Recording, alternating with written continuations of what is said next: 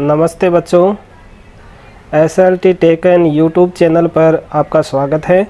बच्चों, पिछले वीडियो में हमने प्रश्नावली 3.2 के सवाल हल किए थे। अगर वो वीडियो आपने नहीं देखा है तो उसका लिंक आई बटन और डिस्क्रिप्शन में दिया हुआ है, वहाँ जाकर के आप उस वीडियो को देख सकते हैं। आज के इस वीडियो में हम प्रश्नावली 3.3 के सवालों को हल करेंगे। इससे पहले बच्चों, वीडियो में आपको अंत तक बने रहना है। वीडियो को पूरा देख करके लाइक करें। अपने अन्य साथी जो भी कक्षा साथ में पढ़ रहे हैं उनको शेयर करिए। अभी तक आपने चैनल को सब्सक्राइब नहीं किया है तो चैनल को सब्सक्राइब ज़रूर कर लें, जिससे चैनल पर वीडियो अपलोड होते ही उसकी सूचना मिल जाए।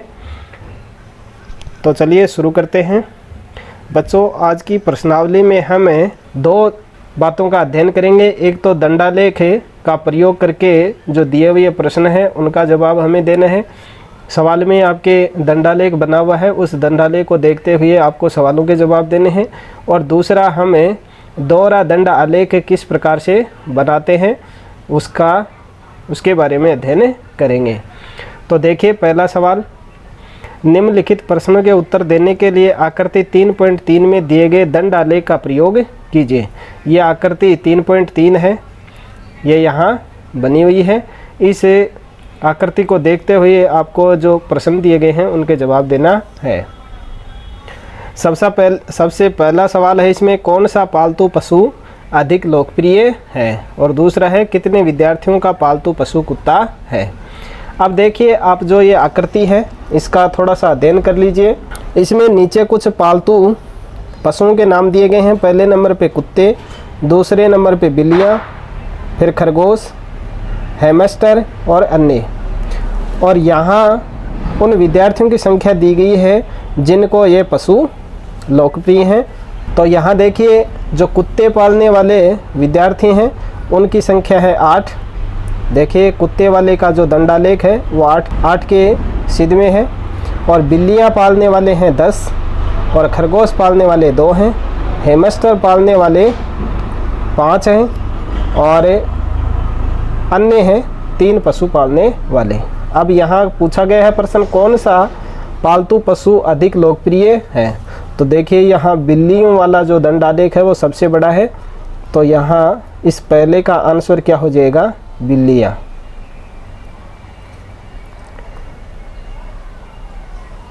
बिल्लियाँ हैं वो अधिक लोकप्रिय पशु है, ये आंसर हो जाएगा। दूसरा है, कितने विद्यार्थियों का पालतू पशु कुत्ता है? यहाँ देखिए, कुत्ते वाला पहला कॉलम है, दंडालेख है। इसमें देखना है आपको, ये 8 विद्यार्थी हैं वो कुत्ते पालना पसंद करते हैं। तो जो बी का आंसर है उसका आंसर हो जाएगा 8 विद्यार्थी। अब देखिए, 2 का सवाल। 2 का प्रश्न दिया गया है, निम्नलिखित दंडालेख को पढ़िए जो एक पुस्तक भंडार द्वारा 5 क्रमागत वर्षों में बेची गई पुस्तकों की संख्या दर्शाती है, और आगे आने वाले प्रश्नों के उत्तर दीजिए। यहाँ देखिए, इस आकृति को देखिए। सबसे पहले ये 1989 है, यहाँ वर्ष दिए हुए हैं नीचे की तरफ, और इस तरफ पुस्तकों की संख्या दी हुई है। अब इसमें पहला प्रश्न पूछा गया है, पुस्तकों की संख्या वर्ष 1989, 1990, 1992 में से प्रत्येक में लगभग कितनी पुस्तकें बेची गई? तो यहाँ देखिए, सबसे पहले पूछा गया है 1989। तो 1989 वाला दंडालेख आपको देखना है, यानी ये 200 से थोड़ा कम है। यानी हम इसको मान सकते हैं कि 1989 में लगभग 190 पुस्तकें हैं वो बेची गई हैं, लगभग पुस्तकें। यानी अगर आप ग्राफ में इसको देखेंगे तो आपके पास में सही संख्या आएगी। हम यहाँ अंदाज़न लगा सकते हैं कि लगभग 190 पुस्तकें हो सकती हैं। इसी तरह से 1990 में कितनी पुस्तकें बेची? तो 1990 वाला दंडालेख देखना है। यहाँ देखिए, ये 480 के लगभग हैं, यानी हो सकता है कि ये 475 हो सकती हैं। तो यानी हम इसको 475 लिख देते हैं। 475, 80 आपको लगभग लिखने हैं। ये 475 है, 480 भी हो सकते हैं। अब इसके बाद में बताना है 1992 में। तो 1992 वाला दंडालेख देखना है।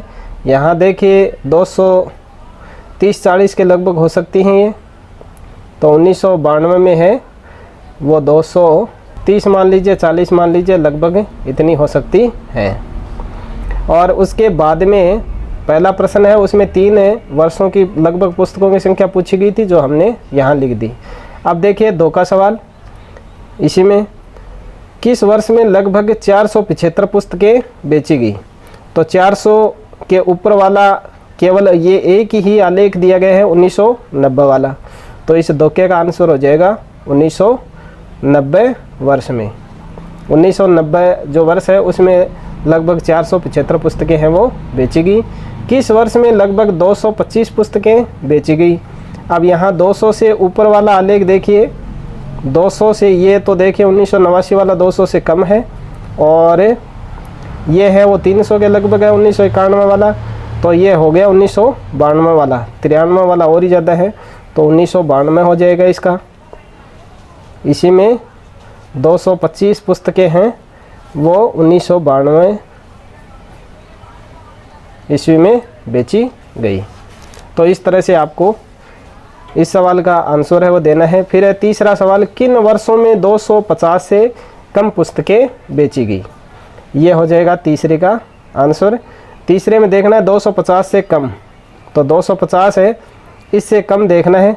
तो इससे कम देखिए, एक तो 1989 और 1992, 1989 और 1992 ईस्वी में 250 से कम पुस्तकें बेची गई। अब देखिए चौथा है, क्या आप स्पष्ट कर सकते हैं कि आप वर्ष 1989 में बेची गई पुस्तकों का आकलन किस प्रकार करेंगे। तो यहाँ जो आकृति दी गई है उसको देख करके हम स्पष्ट कर सकते हैं 1989 में। तो यहाँ लिखेंगे हम इसका आंसर, दंड आलेख को देख कर 1989 में बेची गई पुस्तकों का आकलन कर सकते हैं। ये इस चौथे का आंसर हो जाएगा।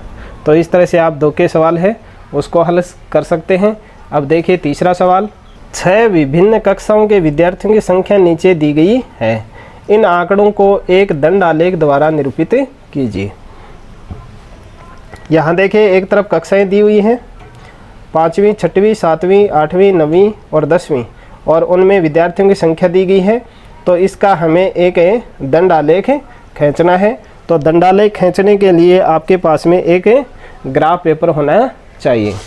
अब ग्राफ पेपर लेकर के आपको इस तरह से दंड आलेख है वो बनाना है। सबसे पहले कोई भी आलेख खींचने के लिए हमें स्केल लेना होता है। स्केल का मतलब पैमाना लेना होता है। तो यहाँ हम इस प्रश्न में पैमाना 1 इकाई बराबर 20 विद्यार्थी ले सकते हैं।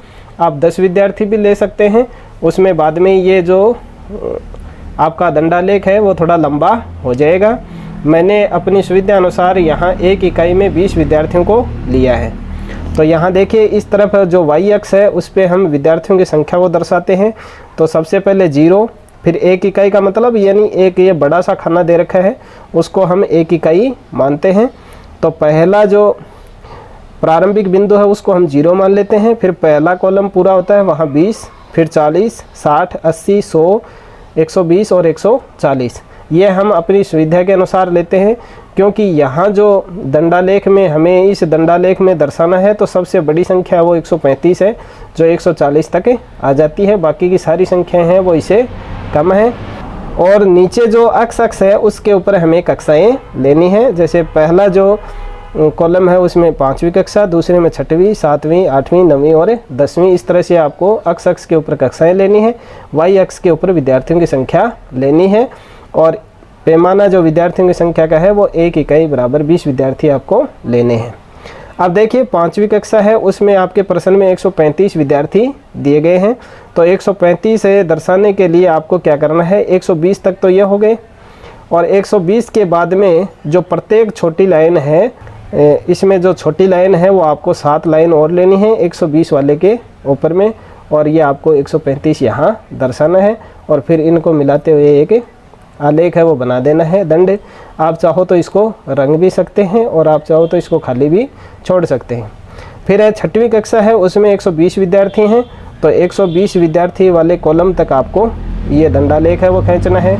फिर 7वीं कक्षा है, उसमें 95 विद्यार्थी दिए गए हैं, तो इस कॉलम तक यहाँ 100 विद्यार्थी होंगे और 80 वाले के बाद में आपको 7.5 कॉलम और लेने हैं छोटे, और यहाँ आपको 95 लिख देना है और फिर उनको फुट की सहायता से आपको मिला देना है। 8वीं कक्षा उसमें 100 विद्यार्थी हैं, तो 100 वाली रेखा को आपको मिला करके लिख देना है। फिर इसी तरह से 9वीं क्लास है, उसमें 90 विद्यार्थी हैं, तो इसमें 80 और 100 के बीच वाला आधा कॉलम और ले लेना है, तो यहाँ ये 90 हो जाएंगे। और 10वीं कक्षा है, उसमें 80 विद्यार्थी हैं, तो 80 के सीध वाला कॉलम आपको लेना है। तो इस तरह से आपको ये दंडालेख है वो बनाना है। तो 3 के में जो पहला सवाल दिया गया है कि दंडालेख है खींचिए, तो आपको इस तरह से ग्राफ पेपर के ऊपर ये दंडालेख है वो बनाना है। अब देखिए शेष प्रश्न। अब इसमें जो पहला दिया गया है, आप स्केल किस प्रकार चुनेंगे, तो इस एक का उत्तर आप लिख देंगे। विद्यार्थियों की संख्या को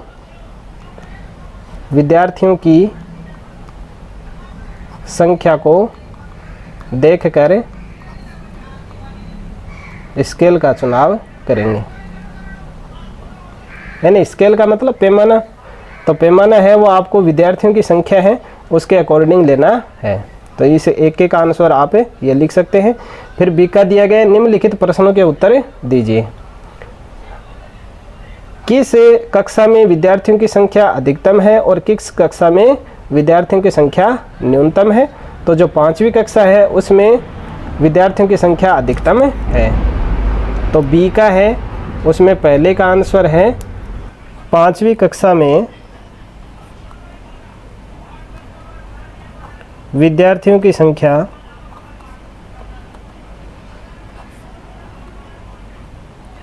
अधिकतम है।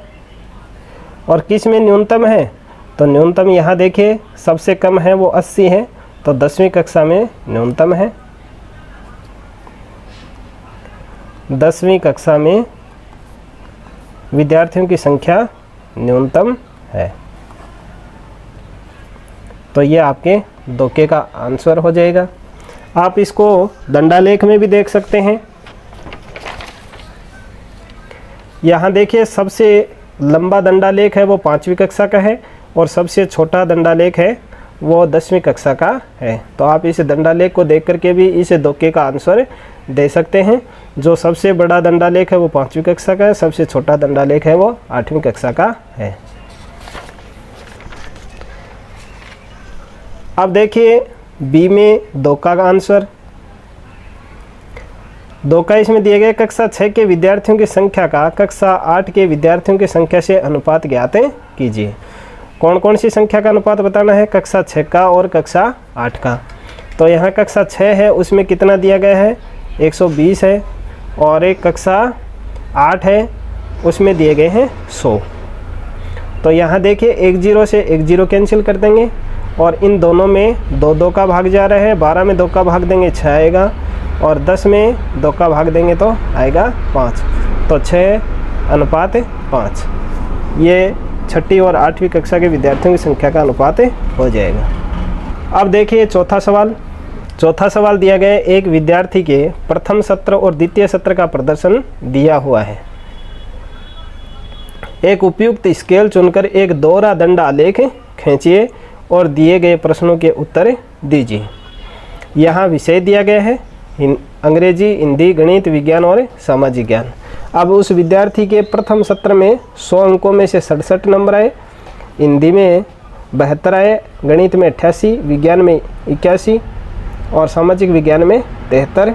और उसी बच्चे के द्वितीय जो सत्र है उसमें 100 में से 70 नंबर आए अंग्रेजी में, 65 हिंदी में, 95 गणित में और 85 विज्ञान में और 75 सामाजिक विज्ञान में। अब इनका क्या करना है, हमें दोहरा दंड आलेख खींचना है उपयुक्त स्केल लेकर के, यानी उपयुक्त पैमाना लेकर के। दोहरा दंड आलेख का मतलब है कि हमें एक ही आलेख में प्रथम सत्र और द्वितीय सत्र के दोनों अंकों को दर्शाना है। प्रथम सत्र के अंक हैं वो भी उसी आलेख में दर्शाने हैं और द्वितीय सत्र के आलेख अंक हैं उसको भी उसी आलेख में दर्शाना है। तो देखिए कैसे बनता है। यहाँ देखिए इस तरह से आपको एक दंडालेख है वो बनाना है। सबसे पहले आपको स्केल लेना है, स्केल यानी पैमाना। तो यहाँ इस तरफ y अक्ष के ऊपर अंक आपको लिखने हैं। 1 इकाई बराबर 10 अंक, यानी एक जो बड़ा कॉलम दिया गया उसमें आपको 10 अंक मानने हैं। सबसे नीचे आपको विषय लिखने हैं। अब एक विषय के आपको 2 कॉलम लेने हैं। जैसे अंग्रेजी विषय का पहला कॉलम है उसमें 2 कॉलम लेने हैं। इसी तरह से हिंदी के भी 2 कॉलम लेने हैं और गणित है उसके भी 2 खाने लेने हैं और विज्ञान के भी 2 और सामाजिक विज्ञान के भी 2। अब देखिए इन 2-2 खानों में आपको किस तरह से अंक दर्शाने हैं। इसके लिए आपको सबसे पहले यहाँ इनके संकेत दे देने हैं। जैसे जो खाली बिना रंगा हुआ जो कॉलम लेना है उसमें आपको प्रथम सत्र के अंक दर्शाए गए हैं और जो रंगा हुआ है उसमें द्वितीय सत्र के अंक दर्शाए गए हैं। तो यानी जो इस दंडालेख को पढ़ने वाला है उसको आसानी से समझ में आ जाए, इसलिए ये आपको स्केल और इनके जो संकेत हैं वो पहले लिख देने होते हैं। अब वाई अक्ष है उसके ऊपर आपको इस तरह से आपको पहला जो कॉलम है वहाँ 0 से स्टार्ट करना है, फिर 10, 20, 30, 40, 50, 60 और 100 अंक हैं अधिकतम, तो 100 तक की संख्याएं आपको लिख लेनी है। पहला जो विषय है वो अंग्रेजी दिया गया है और अंग्रेजी के प्रथम सत्र में आए हैं 67 अंक, तो 67 वाला 60 है और उसके बाद में 7 जो छोटी लाइनें हैं वो और गिन लेनी है और इस तरह से आपको 67 जहाँ भी हो जाता है वहाँ एक लाइन खींच करके एक इस दंडालेख का निर्माण कर देना है। अब ब्लैंक जो दंडालेख है वो आपने रखा था प्रथम सत्र का, तो प्रथम सत्र के अंक हो गए 67। अब द्वितीय सत्र है अंग्रेजी का उसमें आए उसको 70, तो 70 जो 70 वाली लाइन है उसके सीध में आपको एक इस तरह से बॉक्स स्तंभ है वो बना करके उसको रंग देना है, क्योंकि जो द्वितीय सत्र लिया है वो हमने रंगे हुए कॉलम को लिया है, जिससे पढ़ने में आसानी रहेगी। जो खाली स्तंभ है वो प्रथम सत्र का है, वो रंगा हुआ स्तंभ है वो द्वितीय सत्र का है। इसी तरह से हिंदी के प्रथम सत्र में 72 आए हैं, तो 70 और 2 72 हो जाएंगे, तो 72 की सीध में आपको इस तरह से स्तंभ बना देना है। और जो द्वितीय सत्र है उसमें 65 अंक आए हैं, तो 60 है और आधा कॉलम ऊपर और ले लेना है, तो ये 65 हो गए।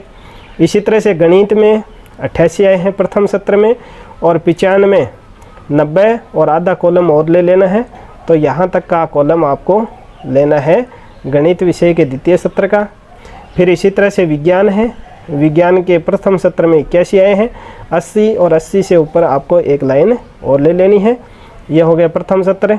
और विज्ञान के द्वितीय सत्र में आए हैं 85, तो इस तरह से 80 और आधा कॉलम है वो ऊपर से लेकर के 85 वाला स्तंभ बना देना है और उसको रंग देना है। फिर सामाजिक विज्ञान, सामाजिक विज्ञान वाले में प्रथम सत्र में 73 हैं और द्वितीय सत्र में 75 हैं। तो इस तरह से आपको ये दोहरा आलेख बनाना होता है। उसमें दोहरा आलेख बनाने के लिए जो संकेत आपने काम में लिए हैं वो आपको यहाँ ऊपर लिख देने हैं। अब देखिए इस प्रश्न के जो शेष प्रश्न हैं उनका, तो दोहरा आलेख है वो आपको इस तरह से बना लेना है कॉपी में। नीचे विषय लेने हैं, इस तरफ अंक लेने हैं और जो बिना रंगा हुआ स्तंभ है वो प्रथम सत्र के अंक हैं और रंगा हुआ स्तंभ है वो द्वितीय सत्र का अंक है। ठीक है। अब देखिए इसमें किस विषय में विद्यार्थी ने अपने प्रदर्शन में सबसे अधिक सुधार किया है, यानी पहले सत्र के बजाय द्वितीय सत्र में किस विषय में सबसे ज़्यादा अधिक अंक उसको मिले हैं, ये आपको देख करके बताना है। तो देखिए पहले सत्र में यहाँ 67 से 70 हुए, यानी 3 अंक की बढ़ोतरी हुई। यहाँ तो माइनस हुआ है, ये हम लिखना ही नहीं है। यहाँ प्लस देखिए 7 हुए हैं और यहाँ प्लस 4 हुए हैं और यहाँ प्लस 2 हुए हैं। तो कौन सा विषय हो गया? गणित विषय। तो जो पहला जो प्रश्न है उसका आंसर हो जाएगा गणित। किस विषय में सुधार सबसे कम है? तो यहाँ प्लस 2 हुए हैं, यहाँ देखिए माइनस में गया है, तो हिंदी में कम सुधार हुआ है। तो जो 2 का प्रश्न है उसका आंसर हो जाएगा हिंदी। हिंदी में जो प्रथम सत्र में प्राप्त हुए हैं उनसे भी द्वितीय सत्र में उसको कम प्राप्त हुए हैं। बाकी के जो भी विषय हैं उसमें कुछ न कुछ प्लस हुआ है, लेकिन हिंदी में माइनस हुआ है। यहाँ 7 माइनस के हुए हैं। ठीक है। अब देखिए तीसरा सवाल इसी में, क्या किसी विषय में प्रदर्शन नीचे गिरा? हाँ, हाँ, हिंदी विषय में प्रदर्शन नीचे गिरा।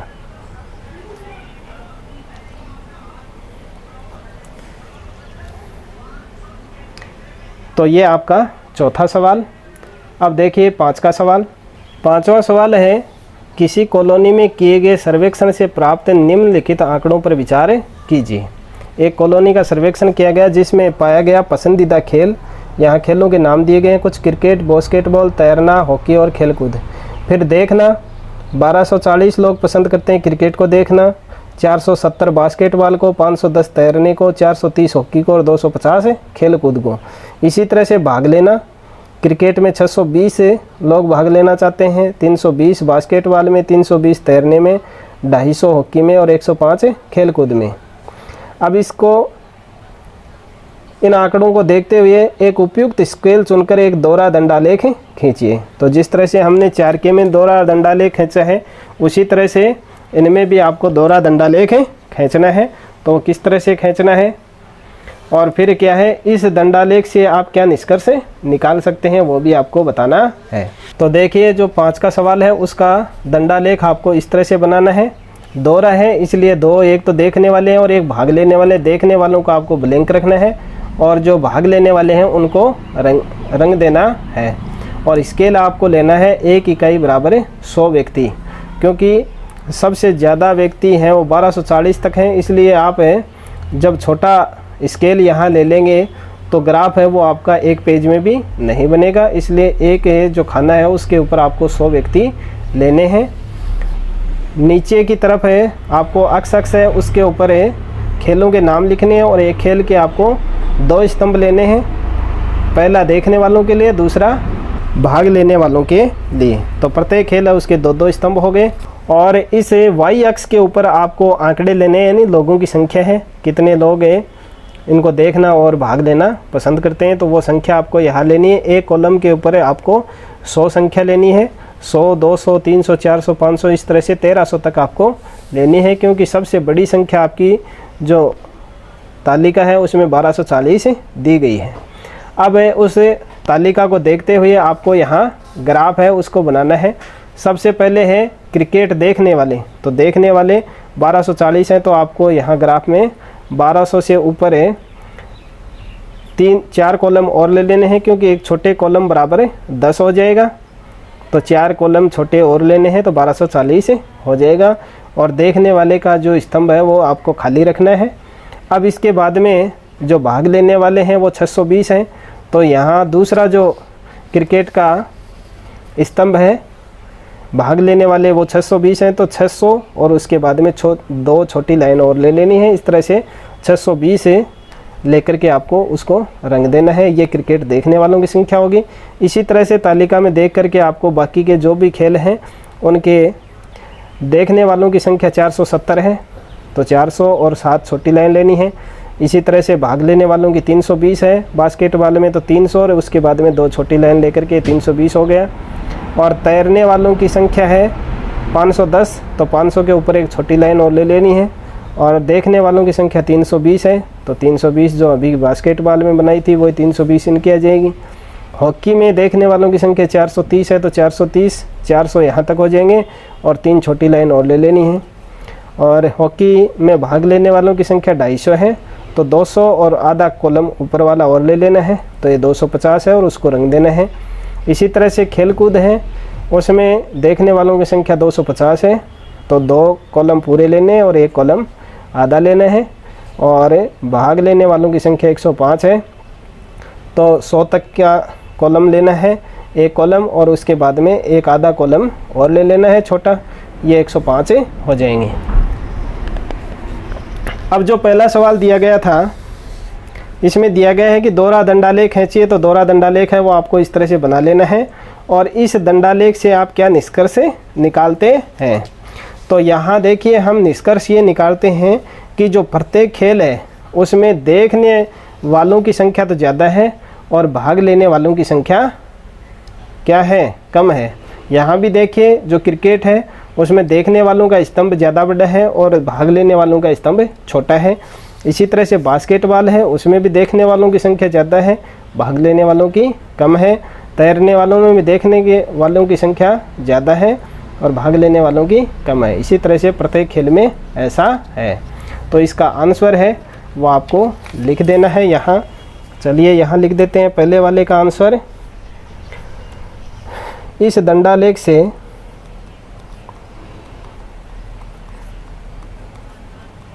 हम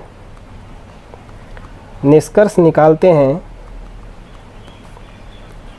कि प्रत्येक खेल में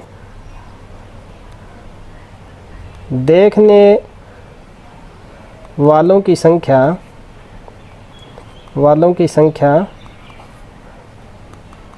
भाग लेने वालों की संख्या से ज़्यादा है, वालों की संख्या से ज़्यादा है। यह हो जाएगा आपके पहले का आंसर। दंडालेख आपने बना ही दिया। अब दो का है, कौन सा खेल अधिक लोकप्रिय है। तो कौन सा खेल है लोकप्रिय है, एक बार दंडालेख को वापस देखिए। जिसका आलेख है वो सबसे बड़ा है वही लोकप्रिय है। तो देखिए इसमें पहला ही खेल है यानी क्रिकेट। क्रिकेट में देखने वालों की संख्या भी ज़्यादा है और भाग लेने वालों की भी संख्या ज़्यादा है अन्य खेलों की बजाय। तो दो का जो प्रश्न है उसका आंसर हो जाएगा क्रिकेट। क्रिकेट खेल अधिक लोकप्रिय है। अब देखिए तीसरा सवाल इसी में। तीसरा सवाल है, खेलों को देखना अधिक पसंद किया जाता है या उनमें भाग लेना। तो ये अभी मैंने आपको बताया था कि प्रत्येक खेल है उसको देखना लोग अधिक ज़्यादा पसंद करते हैं। तो इसका आंसर हो जाएगा देखना अधिक पसंद करते हैं।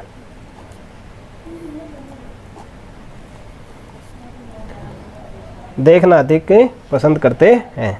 तो ये हो गया आपका 5 का सवाल। और अब देखिए आज की प्रश्नावली का अंतिम सवाल, प्रश्न नंबर 6। 6 प्रश्न दिया गया है, इस अध्याय के प्रारंभ में दिए हुए विभिन्न नगरों के न्यूनतम और अधिकतम तापमानों के आंकड़ों की सारणी 3.1 को लीजिए। इन आंकड़ों का एक दोहरा दंडालेख खींचकर निम्नलिखित प्रश्नों के उत्तर दीजिए। तो दोहरा दंडालेख है वो मैंने आपको 2 बना करके बता दिए हैं। अब इस का दोहरा दंडालेख है वो आपको स्वयं बनाना है। और ये सारणी है वो आपको अपनी किताब में सबसे शुरू में जहाँ से आपका अध्याय शुरू होता है वहाँ मिलेगी। मैंने यहाँ इसको यहाँ लिया हुआ है। दी हुई तिथि पर किस नगर के न्यूनतम और अधिकतम तापमान का अंतर सबसे अधिक है। सबसे पहले आप सारणी को समझिए। ये सारणी है वो आपके अध्याय के शुरू में दी हुई है, वहाँ आप इसको किताब में देख लें। ये सारणी है उसमें 26 जून 2006 का तापमान है वो दिया गया है अलग अलग नगरों का।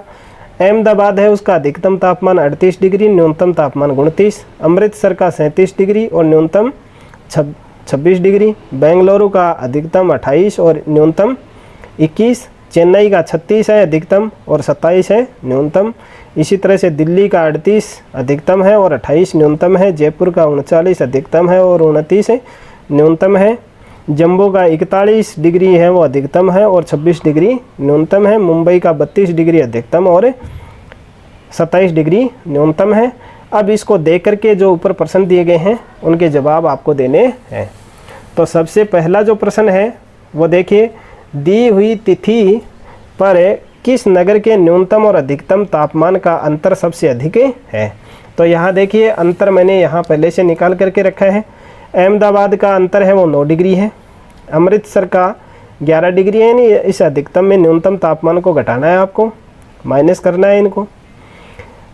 और बेंगलुरु का 7 डिग्री है। चेन्नई का 9 डिग्री है। दिल्ली का 10 डिग्री है। जयपुर का 10 डिग्री है। जम्मू का 15 डिग्री है और मुंबई का अंतर है वो 5 डिग्री है।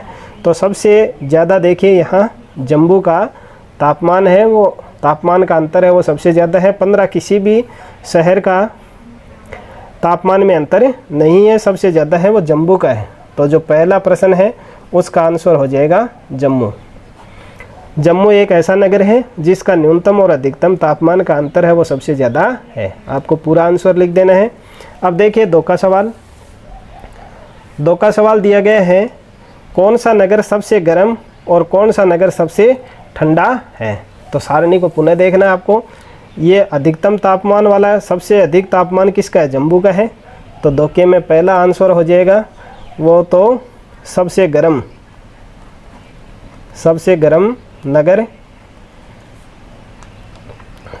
नगर है वो जम्मू है। और सबसे ठंडा नगर, यहाँ इसमें देखना है सबसे कम है तापमान किसका है, बेंगलुरु का है। बेंगलुरु न्यूनतम तापमान 21 डिग्री से कम और किसी भी शहर का नहीं है। तो सबसे गर्म है यानी अधिकतम तापमान जम्मू का है, सबसे कम है वो बेंगलोर का है। अब देखिए तीसरा, ऐसे दो नगरों के नाम लिखिए जिनमें से एक का अधिकतम तापमान दूसरे के न्यूनतम तापमान से कम है। अब यहाँ इस सारणी में देखना है कि एक ऐसे शहर का नाम बताना है जिसका तो अधिकतम तापमान है, यहाँ देखिए 28 डिग्री है, अधिकतम तापमान 28 डिग्री, 28 से कम किसी भी शहर का तापमान नहीं है। और अधिकतम बेंगलोर का है। और अब ये 28 डिग्री से ज़्यादा न्यूनतम तापमान कौन से शहरों का है वो आपको लेना है। तो यहाँ देखिए सबसे पहले 28 के बाद में 29 है।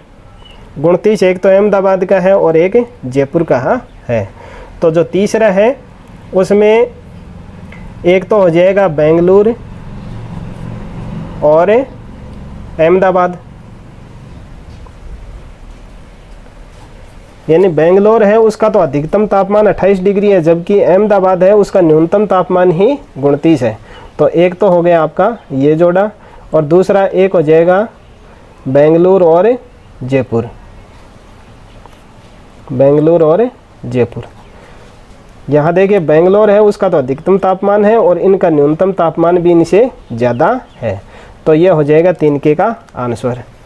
अब इसमें चौथा सवाल और दिया गया है, उस नगर का नाम लिखिए जिसके न्यूनतम और अधिकतम तापमानों का अंतर सबसे कम है। तो सबसे अधिक अंतर है वो तो जम्मू का था, और सबसे कम जो अंतर है वो मुंबई का है। देखिए 5 डिग्री से अंतर और किसी का भी कम नहीं है, तो मुंबई का हो जाएगा। इस चौथे का आंसर हो जाएगा मुंबई। तो आज के वीडियो में बस इतना ही। आशा है आपको सारे सवाल है वो समझ में आ गए होंगे। तो वीडियो को लाइक कर दीजिए, अपने अन्य साथी हैं उनको शेयर कीजिए। चैनल पर नए हैं तो चैनल को सब्सक्राइब करना ना भूलें।